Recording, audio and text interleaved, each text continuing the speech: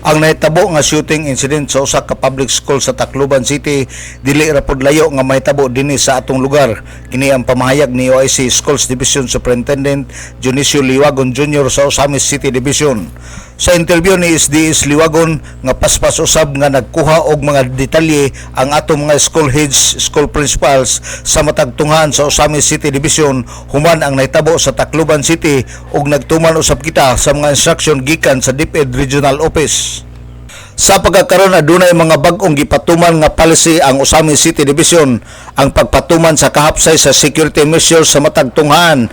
Iyang gipasabot nga ang DepEd adunay policy nga dili pwede muhikap-hikap sa mga bata nga mosulod sa tunghaan, apan sa pagkakaroon gihingusgan ang pag-check up sa bag sa mga bata nga mosulod sa eskwelahan og sila mismo ang moabli aron ipakita ang sulod niini susama sa gibuhat sa mga security guard sa mall. Na siya bulag sa posibleng mahitabo sa ato mga tulonghaan. So base gani sa ato ang latest nga mga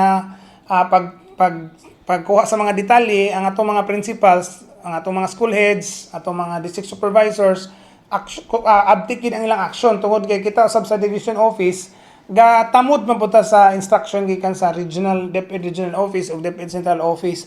Ang atong mga palisiya nga gi-implementar karon kini gyung gitawag nato nga pag-strengthen sa security measures sa atong mga tulonghaan. So namang gitaan nga palisiya nga no contact policy, so di ta pwede maghikam-hikam sa mga bata, sa mga manulod sa tulonghaan, pero ato gyung gipa-intensify ang pag-check sa mga bags, no? I-check ang mga bags sa sulod, ang mga bata mismo ang maabri silang bag, mopakita. Sama sa atong ginabuhat kung mosulod ta og mall, tanaw tag basketball, tanaw ta og mga events, nga mosulod tag mga gym og mga sports complex ana. So ginatan-aw nga isiguro gyud nga wala.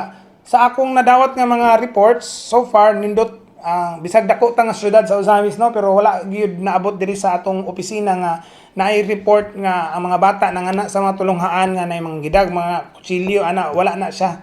Pero makita na to sa social media sa ubang lugar na nga apil ang mga gunting, ang mga cutters, gipanguha gina siya, gipang secure kay kana laging ning santo pron sa mga pangunahuna sa mga kabataan nga kung minor di ay wala di accountability, pero malipayon kita nga strengthen ato ang efforts diri sa Osamis nga ang mga bata ato ging giyahan kay Si OIC Schools Division Superintendent Dionisio Liwagon Jr. sa Osamis City Division. Nagpasalamat si Liwagon ni Osamis City Mayor Sam Norman Pintes o gingon man sa Osamis City Police Station sa pagpanguna ni Police Major Agustin Araso, ang hipi sa kapulisan, Police Lieutenant Colonel John Red Silot, Post Commander Sikan Provincial Mobile Post Company sa pagtanyag sa ilang tabang.